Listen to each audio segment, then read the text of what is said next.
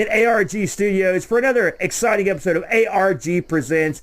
I'm your good buddy, your personal friend, Amigo Aaron, joined by a man who's here live in living color. He exists. He's not CGI. I give you the Brent. Don't touch me. What? I was just proving that you're real. Don't make me refile the restraining order. I'll do it. Fine. So, if you joined us last week, the Brent. Yes, I did. We spun the wheel. Yeah. We made the exciting deal. It was a good deal. And this week, as requested by one Rob Flack O'Hara, we're going to be playing games about superhero games this week on the show. Yes. A wide variety of games available for us to choose from this week. Absolutely. Now, do you have any favorites in the genre of superheroes, the Brent? Oh, favorites? Absolutely. Like what? Without a doubt, it's City Heroes. Well, I mean, it's not even a contest. But, I mean, what else aside from that? Oh, I mean, the Spider-Man games were really good. Yeah. Although I have not been able to play the last few due to the systems that they're on. You know what was a really good one was that one on the Dreamcast, where at the end you fight the Dr. Octopus gets carnage all over him, and you have to fight them both like a big weird thing. Sure. All the beat 'em ups are fun. E.T., of course, a classic. You idiot. If you look even farther back, when you're talking Atari 8-bit games, the Superman on there was a game. It was. Wow. Low praise for that one. Some of the NES games where you fight the Sinister Six were also games. Really? Yeah, those sucked. I had one that's the PC. Superhero games are very hit and miss. Yeah. The NES had a lot of crappy ones because they also had the one that had arcade in it. Yes, remember that one? Absolutely remember that one. And that one was no Murderland or Murder World or something like that. Yeah. What about the Turtles, Aaron? They're superheroes, right? Yeah, I guess. What do you mean you guess? Well, they also had a crappy game on the NES. No, actually, I really, really liked that game. I liked all the versions of Turtles on the NES. What are some other things that you don't really think of? What the Sunset Moo game where you play as the cows and the shooters? Cowboys of Moo Mesa. There you go. Well, I mean, yeah, I guess they're technically superheroes. Yeah, I mean, they were. It's a fun game, but that's a comic no one, right? It's sort of like Cadillacs and Dinosaurs. I mean, it existed. Absolutely. Batman on the NES was one of the best games ever. Me and the Boat played a version of that on the ZX Spectrum. That was interesting, surprisingly good, at least surprising for me. But most of the superhero genre stuff, I mean, the good stuff early on I thought was in the arcade. Fighting games. Like, well, remember Captain America, The Avengers? That was a personal favorite. I mean, the thing is, it's not even a good game, but it was cool. It was the cabinet looked cool. It was 4 players. Absolutely, yep. And you could play. And then there was that really wacky Spider-Man game in the arcade where you could play as Hawkeye. That zoomed in and out. Yeah, that was that was a real neat game. Yep. That I used to like. But really, once the fighting games and the Capcom stuff kicked in, then you really had a lot of fun with those. The X-Men Children of the Atom was a really fun, I mean, that came out of nowhere, didn't it? That original fighting game. What's the first I remember in the Marvel superheroes? Was that did Marvel come before or after X-Men? I can't remember. Do you? Boy, your timeline-wise, I do not recall. Yeah. They had the Infinity Stone one. That was Marvel superheroes. Yeah. And then of course you had the crossovers with Street Fighter. So those were a lot of fun. When the home stuff, like I said, I like the Dreamcast Spider-Man. I thought that was a lot of fun. I also like the Batmans that they came out with, the newer ones. Absolutely, yes. That really kind of made you feel like Batman. Although really, they got the Batman games pretty well done with the ones based on the animated series. I thought those were pretty good. Those were beat 'em ups. The Super Nintendo one I thought was pretty neat, where you fought the Joker on the roller coaster. Yeah. Well, here's the thing with superhero games. Yeah. You've got ones that are top tier. I mean, some of the latest Spider-Mans are just visually incredible and stunning gameplay. And you've got your fighting games in the 90s, and then you've got your beat 'em ups in the early 90s, late 80s, and then you've got your home system superhero games. But mixed in there are some of the worst titles of all time. That's true. They are really up in the air, super great games, or down to the bottom Superman 64 games. It's remarkable the spectrum that superhero games follow. Aquaman comes to mind as another. But yeah, of course, Superman. The sad thing about Superman 64 is like that's based on the animated show, which is great. Yeah. Well, so they dropped the ball on that. That's a whole episode. Yeah. Someone mentioned that the Hulk games. There are some bad Hulk games. There are a couple really fun ones. Yeah, that really make you feel big and mutated. Did you ever play those Marvel Ultimate Alliance games? Yes, I did. Not for long. Not really my bag, but they do exist. Yeah, they were sort of like, what were they going for? Something else like a Diablo kind of thing? Well, yeah, but I mean, I didn't get into all that stuff was so pay to win. It was ridiculous. You think? Oh yeah. So the online, some of the cell phone game was this were, really the other thing with superhero games, you have to, not only did they really span the spectrums of good and bad, but platformers, fighters, shooters, beat 'em ups, all of it covered, right? So yeah.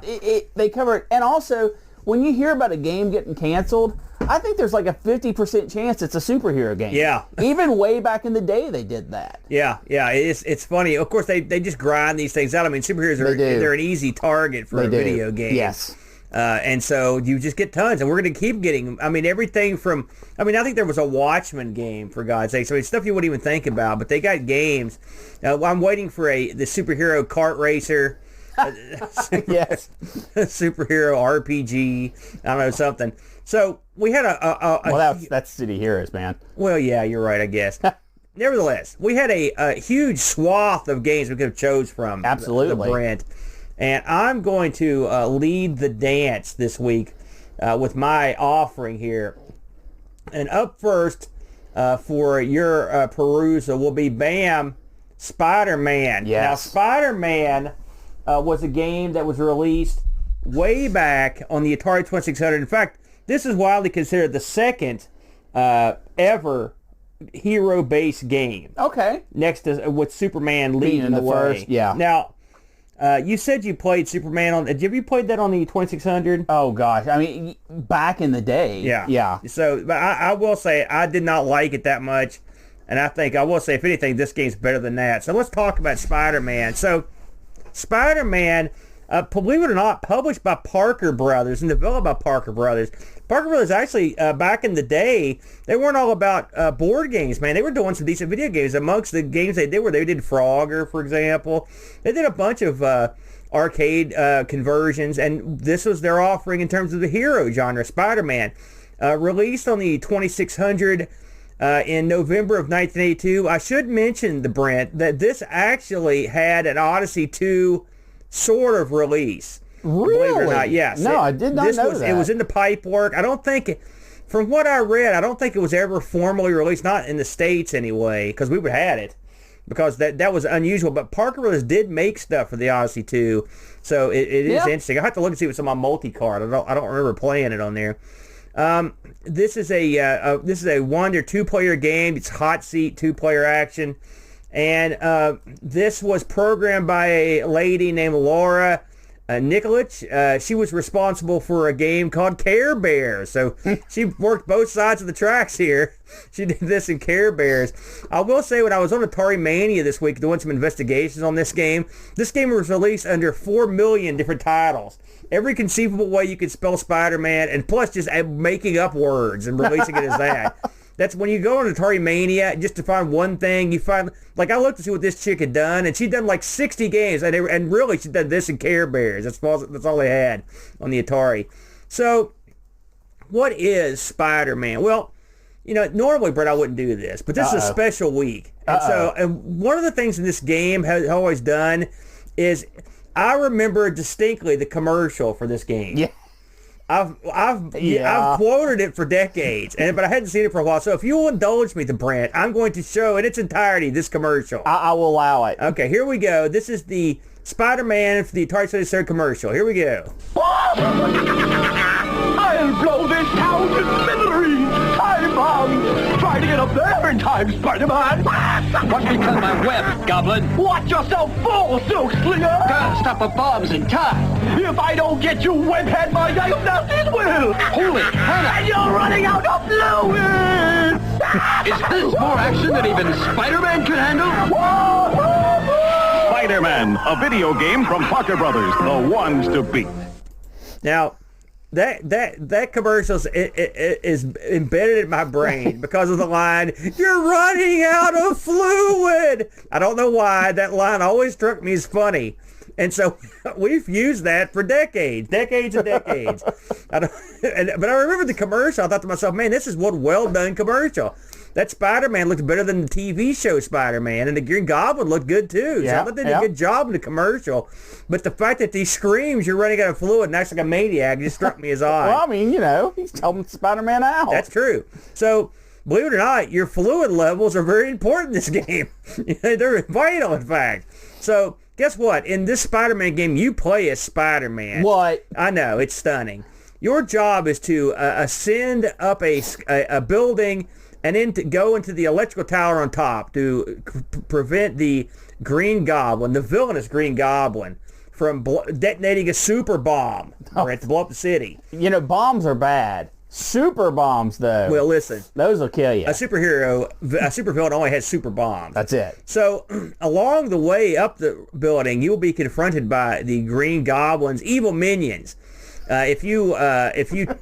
Yeah, it's true. Okay. And so this is good and bad, as I'll explain. So your role in this as Spider-Man, I like the fact that the book for this, the instruction manual, says you get 3 Spider-Men. I like that. So I just like they're disposable guys. You get 3 Spider-Men to do the job.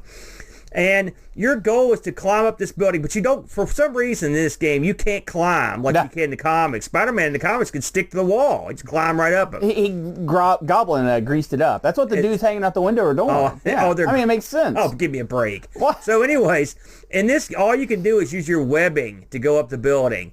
And so what that does is it creates an interesting gameplay element where you hold down the button, and the longer you hold the button down, the further you'll shoot your web fluid until you get to the point where you've shot it as far as it can go. And then at that point, you let go of the button. You can either swing or climb up the vine. Vine? The web. There you go. Trust me, it reminds me a lot of like of when you swing it sideways. It's almost like pitfall or something. So it's sort of very similar.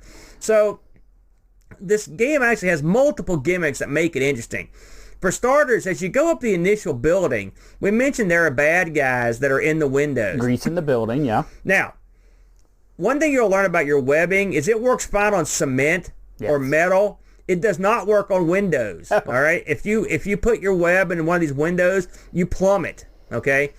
Also, if you shoot your web and it intersects one of the guys, you plummet. Well, yeah, he cuts the web. Right. As you go up the building, the grid work becomes different, much smaller area to use for your webbing, and there are bombs up there. If your web comes in contact with a bomb, you plummet. Okay.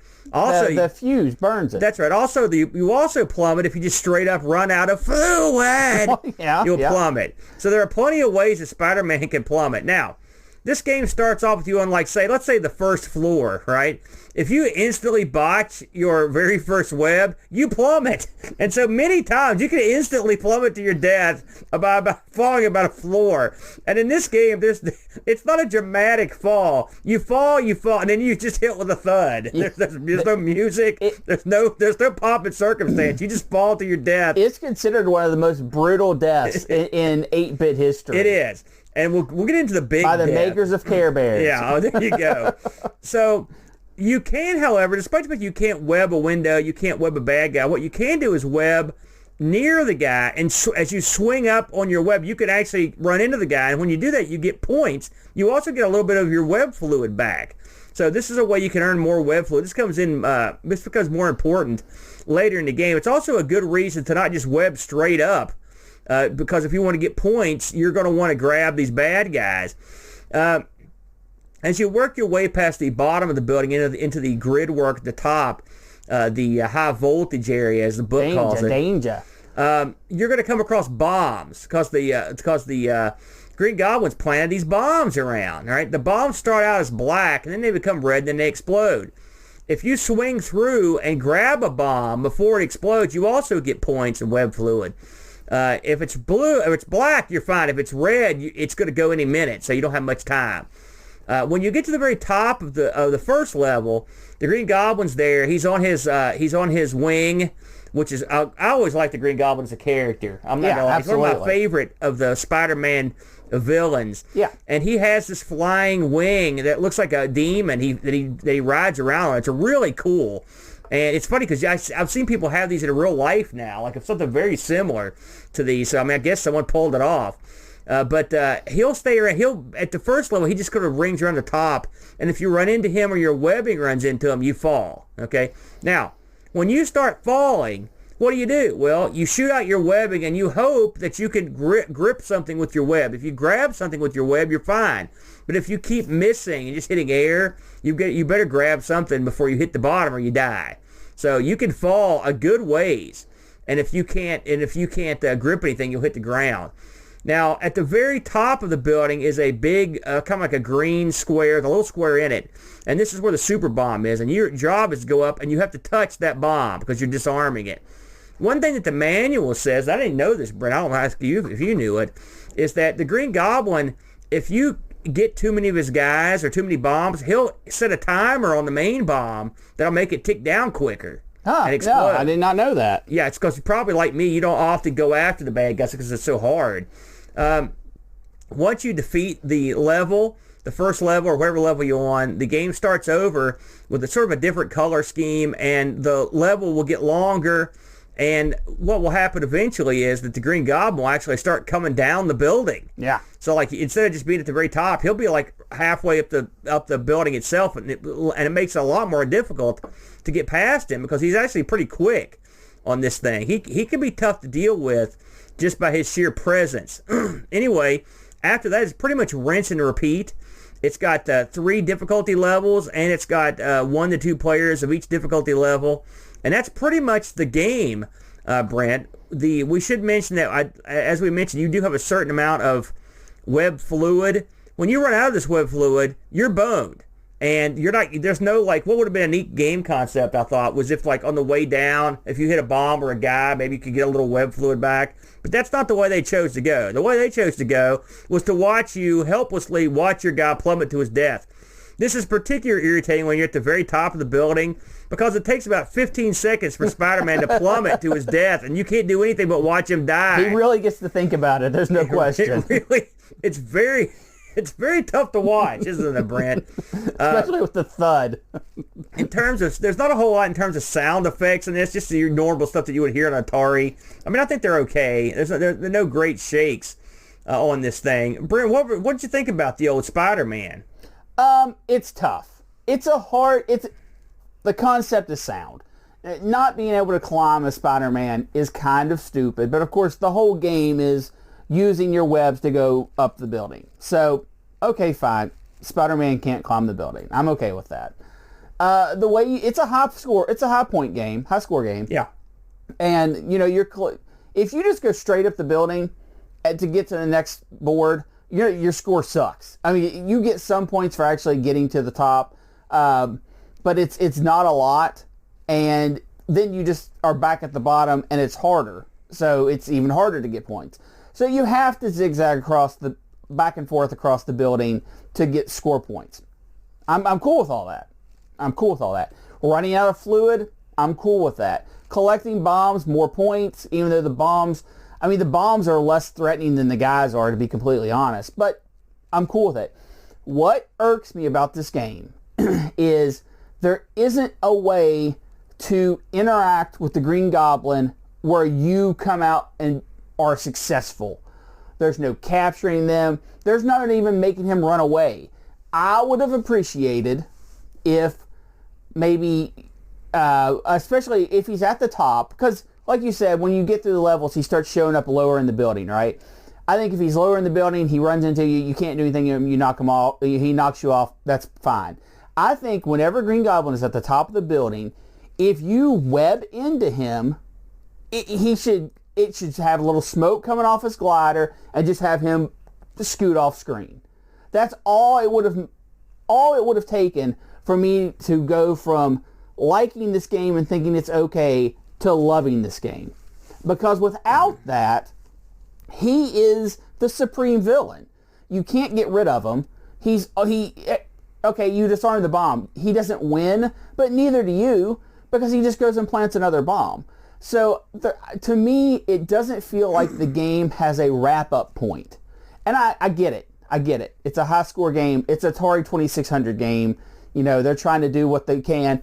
The gameplay loop is fun, but without having that last little bit to push it over the top, the game just goes to, 6 out of 10 territory for me, when they could have added one little element and pushed it up to an 8. This game is ripe for a modern remake. And I mean, even if you remake it on the Atari, because I think they left a lot of gameplay elements on the table. I think one of the things is it would have been neat is it had the bad guys actually throw stuff at you, shoot at you, right. Stuff like that. Also, actually been able to deal with the Green Goblin would have been a lot of fun. I think they could actually add some elements to this to really, and there are. Can you name another game that's like this? I mean, there really isn't one.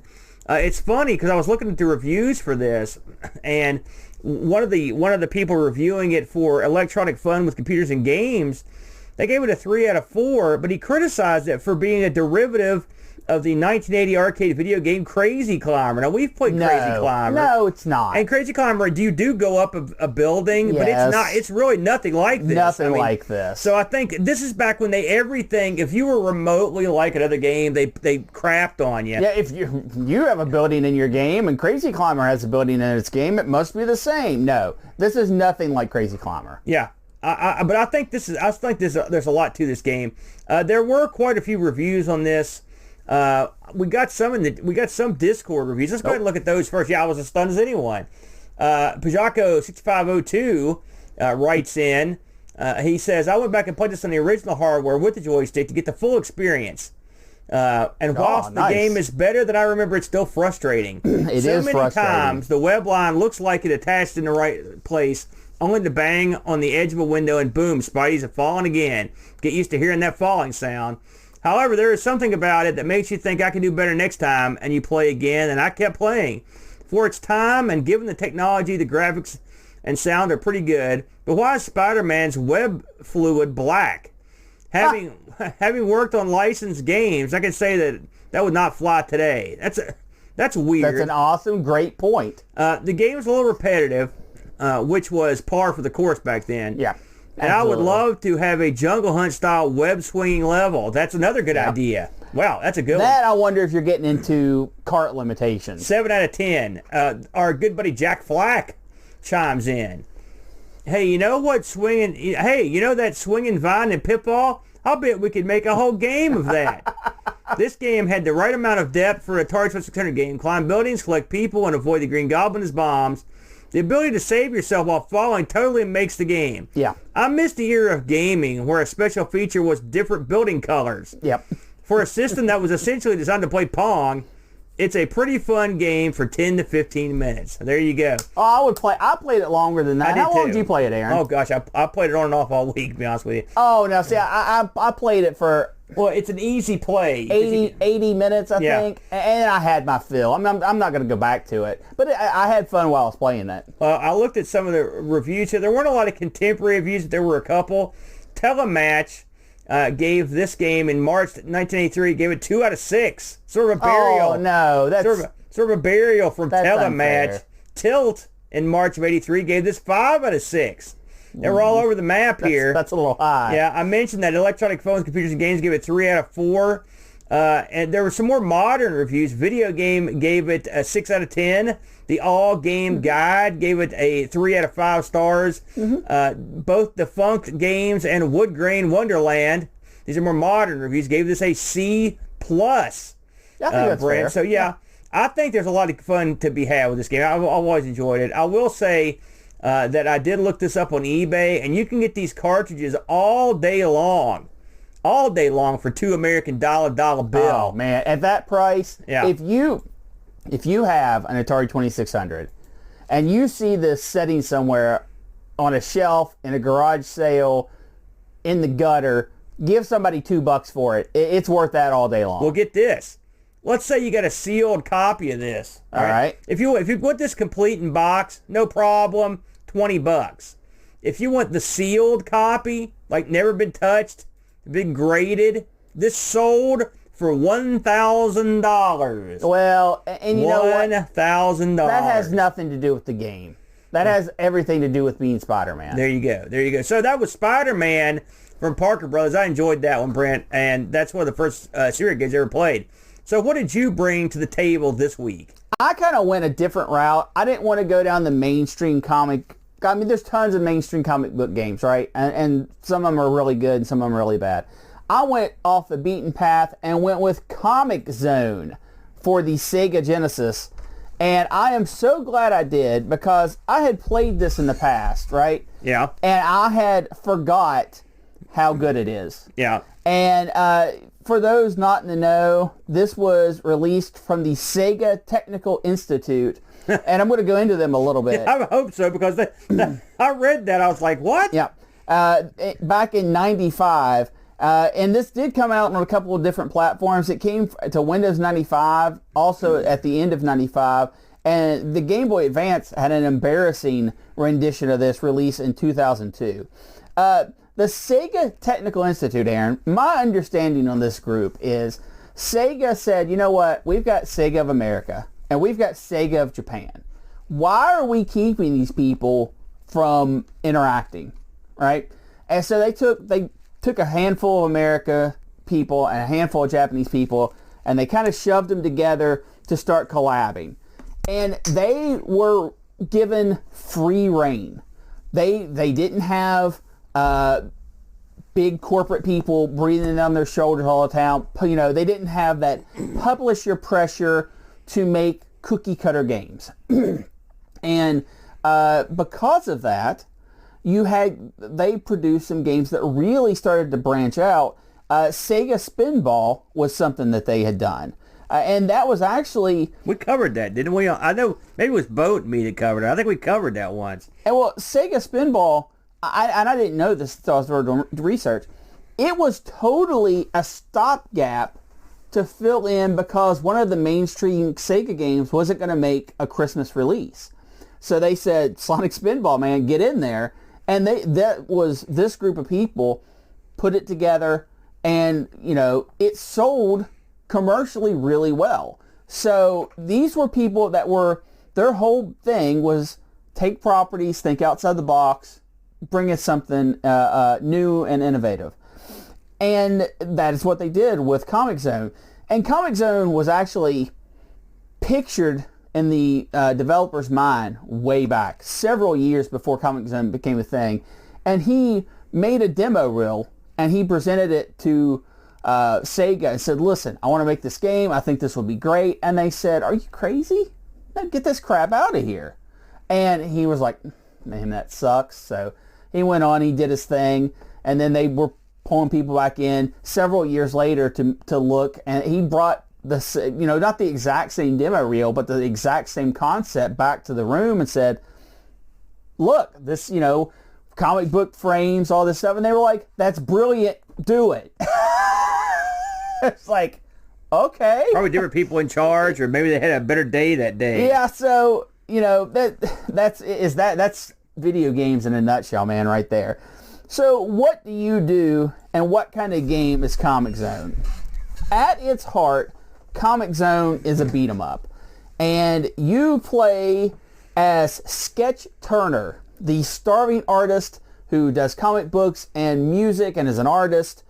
And he is working on his new comic book called Comic Zone when there's a flash of lightning outside and his comic villain reaches out of the page and actually grabs his arm and pulls him into the comic book while he climbs out of it.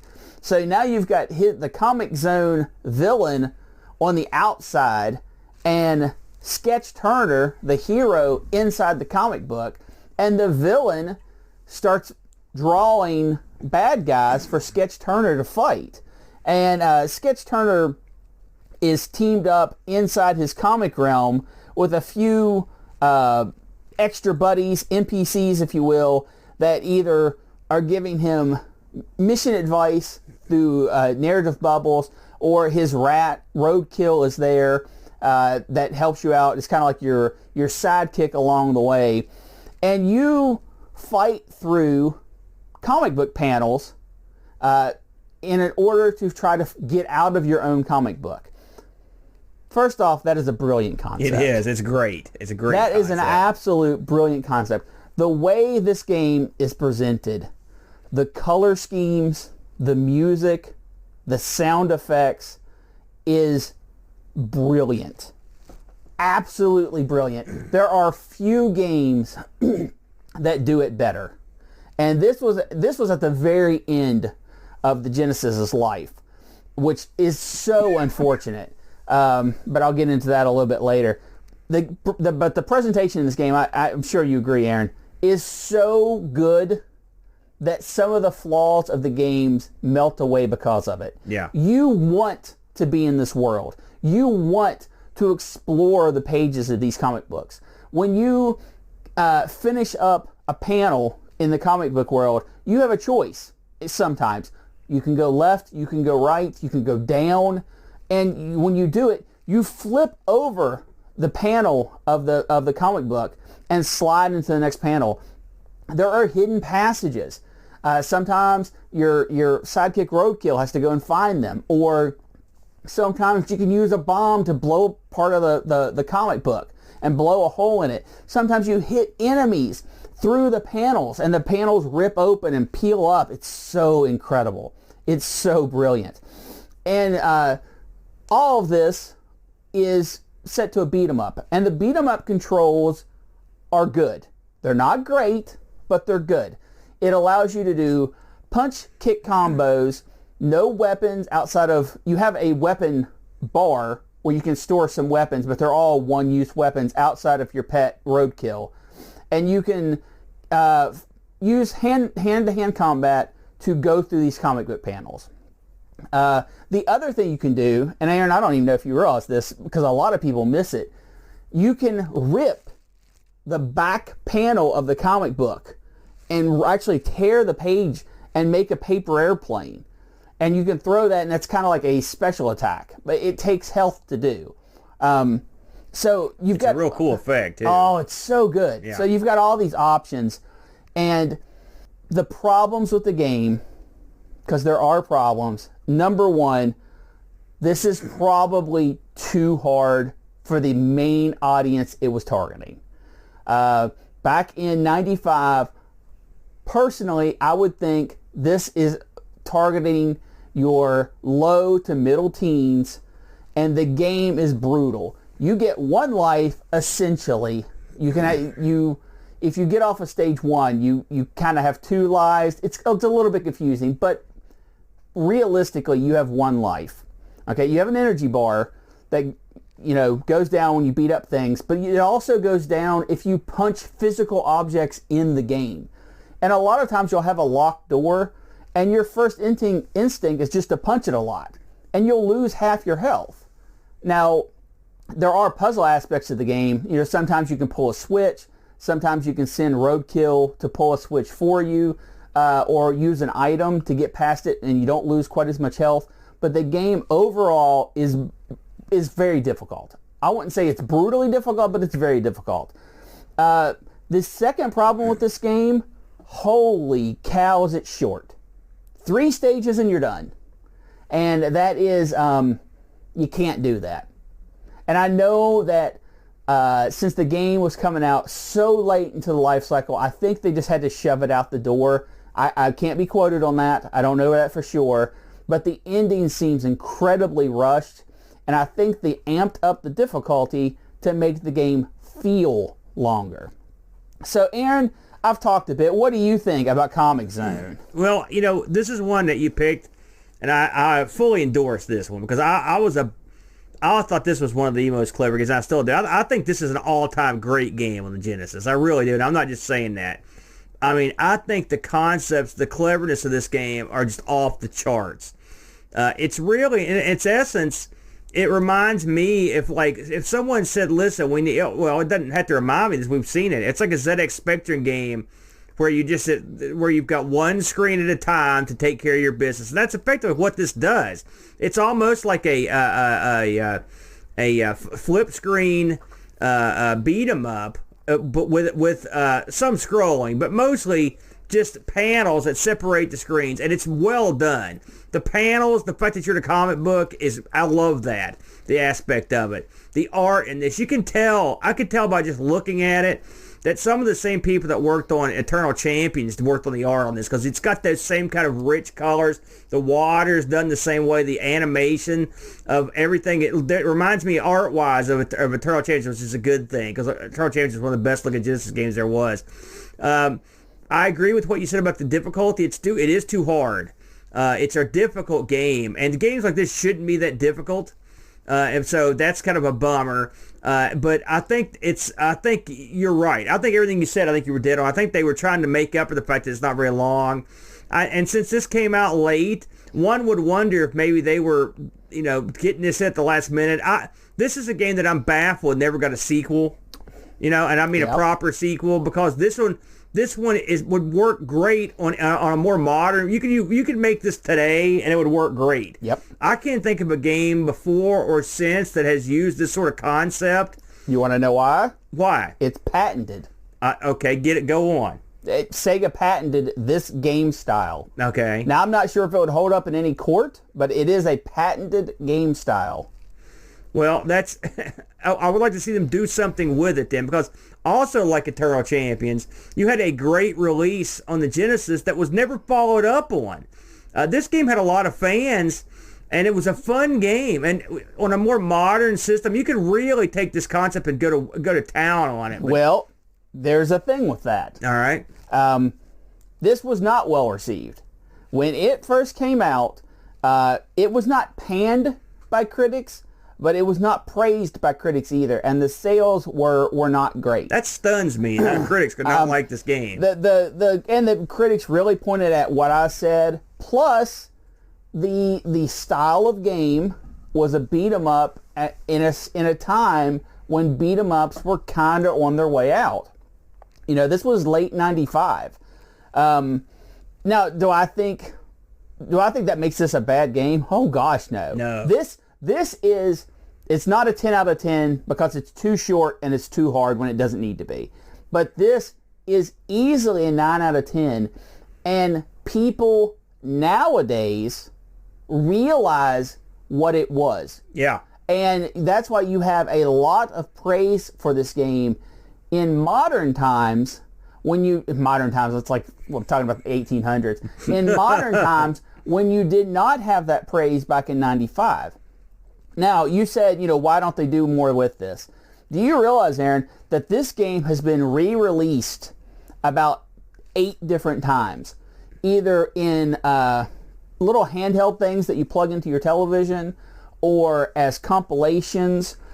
Even the Wii has a version of this that you can, back when the WiiWare shop was there, you could get it on there. Yeah, but Sega's pimped out their collection of big hits for years. Right. That's not surprising to me. But it's, why have they not made a follow-up to this game? That, I honestly have no idea. Yeah, it's a missed opportunity. But again, this is the same outfit that didn't do anything else with Eternal Champions. And I think, as much as I love Eternal Champions, it's a great game. This game has a lot more potential to be a moneymaker. Oh, yes. Because this is a game, this is the concepts behind this are a more, you can do more with them. Can you imagine if they released a game like this when Spider-Man Welcome to the Multiverse, since, they kind of did that movie in sort of a comic book panel type of way too. Yeah. They could have, it was a match absolutely made in heaven. They didn't do anything with it. The ball has been officially dropped. Yeah. It's so disheartening. Yeah, I agree. It was a great game. Also, the music for this game, off the charts. Yeah. They released, you could get a version of this game that came with a music CD. Yeah. And holy cow, it is absolutely perfect. There's no reason that anyone would be mad at the music.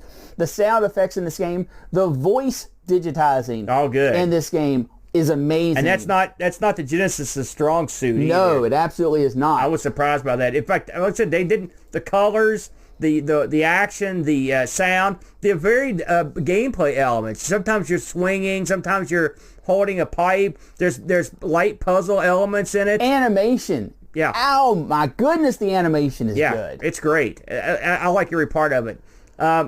we did, believe it or not, we got a review, a Discord review on this thing. Oh, okay. I have not seen it. Rob Flack O'Hara chimes in. I had never played this one before. The fighting system isn't terribly advanced, but the art and design alone make it worth playing. The concept of moving through comic strip panels is original and becomes part of the game design instead of simply a gimmick. The Genesis has a unique look and sound that Sega really took advantage of here. I think this would have blown my mind back in the 90s, and even today, it was pretty fun and interesting. So Flack was down with the clown on this one. That is a good review, and you are welcome, sir, for being, if you have never played this before, holy cow, what a treat. Oh, geez, take a bow, eh? No, I mean, can you imagine someone giving you this kind of quality game and saying, play this if you've never played it before? Yeah. And we run into this all the time. All the time we find these gems in, diamonds in the rough, as they say. This is not one of them. Comic Zone is very well known. But holy cow, I had so much fun playing. You pick a lot of duds too, though. Let's face facts. That's true. Hey, did you get a price on this bad boy? What's it going for? If you would like a lovely copy of this for yourself, they are going for as low as $20 if you're just looking for a loose cart. Really, they're that expensive? Surprise. What? That expensive? No, that cheap. $20 is pricey for a Genesis game. And if you're looking for mint in box with CD and all the lovely little extras. Yeah. $200 plus. Holy smokes! I knew when it had the CD in it, it was time to go to the money bank, Brent. Well, this will conclude our look at superhero games. I think you picked a real winner, and I think Spider-Man's a good one too. If you are so inclined to fire up the 2600, both these are fun in their own way, and just about equally as long. So, with that in mind, Brent. It's time for you-know-what. It's the wheel, everybody. The wheel. Fire that sucker up. It's live wheel time, Brent. So let me tell everybody what we've added. Oh, well done. You dumb as a sack of hammers. I kind of looked to see what we added. Get off my wheel. Well, you tell them what we added then. We added games that need to die. Games that need to die. Who suggested that one, Brent? That was a Mitsuyama special. Mitsuyama. So we might pick yours in our Retro Rewind piece this week, Brent. That would be the Dick Smith Super 80. Now, the Dick Smith System 80 is I put that on there to celebrate our good pal, the Hucks. New video on the System 80. If you get a chance to go to Gary's site to check out the System 80 video he did, it's very good. And he's got a bunch of good stuff on the Dick Smith System 80. I think he's got some Dick Smith Wizard stuff on there as well. Absolutely. What are you hoping for this week? You know what? Just feeling the wheel, hearing its little clickety-clackety. Darren, do you know what this is called? It's a gimmick. That is a flapper. Uh-huh. That is a flapper. Yeah. And that is, if you ever thought about joining us on Patreon, you can become the flapper. Oh, God. That is one of our... Your gums are flapping. Get this thing going before the song runs out. Let's go. Here we go. Man, that was a mighty spin. The flapper's flip-flapping. All right, what did we get, the Brent? It looks like Guilty Pleasures. Guilty Pleasures. Who suggested that one, the Brent? Guilty Pleasures suggested by Steve Rasmussen. Steve Rasmussen. There you go. Very good, man. Very good. That'll be good. Once again, at the end of an episode, Brent mics himself. Good job. Here, put that back on. So that means next week it will be Guilty Pleasures. Do you want to set any rules up for that, Brent? Absolutely not. Guilty Pleasures is a game that, stinks, but you like playing it. What? Is that the stink? Oh yeah, it has to be something. What can it be? Something that wasn't well regarded by most people? What if I like I don't know, strawberry shortcake? That's a great food. No, I would like to have one right now. Yeah, I think you've had enough. Oh. Now, before we roll on out the door here, a few minor bits of housekeeping to Brent. It will be coming. Yeah, we need to clean this place up. Would you take off? Oh, sorry. It will be coming in just a few short weeks. The 24th of July, 8 a.m. Eastern Standard Time. It is Amigathon 2021, Brent. The stars will align, and it will, hopefully, if we can pull this thing off, it'll be a miracle. But speaking of miracles, we're raising money for the Children's Miracle Network. Oh, bam. Look at that segue. Yeah, thank you. Oh, I'm a smooth broadcast professional, dude. So you can hop on over to our webpage, amigathon.com. And feel free to go ahead and drop a bid in over there. All the proceeds raised by that our show raises, the website raises, goes directly to Children's Miracle Network. We don't touch that money. It goes straight to the children. We don't want to be involved in that. To get those kids that cash. It's a good cause, the Brent. We will have a whole host of celebrities and stars that are going to come down from the heavens to Earth, where me and Boat and you live, and we're gonna bask in the glorious glow of their stardom. Folks like Dan and Ravi, those guys are great. We're gonna have Kim Justice is gonna be throwing her hat in the ring.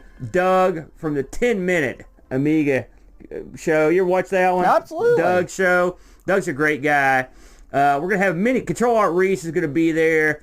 We're going to have a whole slew of people that are going to be showing up. Did you say Amiga Bill? Amiga Bill is going to be there. Well, I was going to say Amiga Bill. Every year, Amiga Bill does he picks some kind of game and tries to like go through it. And he's got one already picked out. Nice. I mean, listen, in the Amiga world, Amiga Bill is like the King Dong of Amiga, man. So you don't mess with him. Would we be a surf or lower than that? Listen, what's lower than that? Sub-surf? Yeah.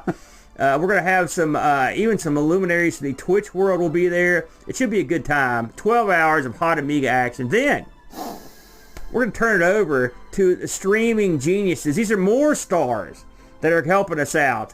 They're coming down. I feel like Tiny Tim. You know, these people are all cutting me off a little slice of turkey.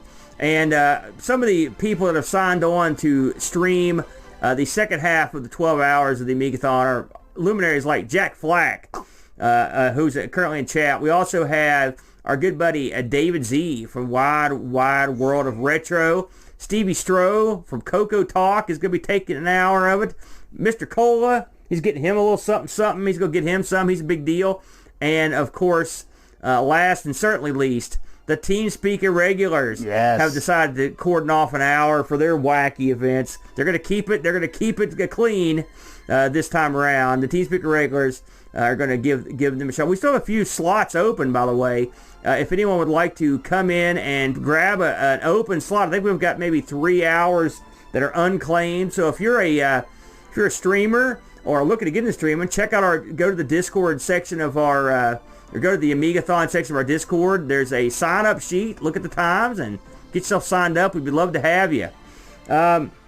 Anything else we could think of before we take it to the house, my friend? I think that is it, man. Well, this has been our live in-flesh presentation. I have to say, Brent, after working with you now for a couple hours, I cannot wait to go back to remote because the smell is killing worst. me. It is. Shall take off. On that note, you go to hell. Everyone else, have a happy and healthy week. Have a good one, everybody. Bye-bye.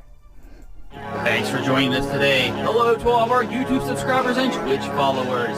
Duncan Styles, thank you for your vector graphics. Mark Dick, thank you for your amazing music. Would you like to help keep ARG spinning for as little as $1 a month? You can do so at patreon.com/ARGpresents. Just like these fantastic folks.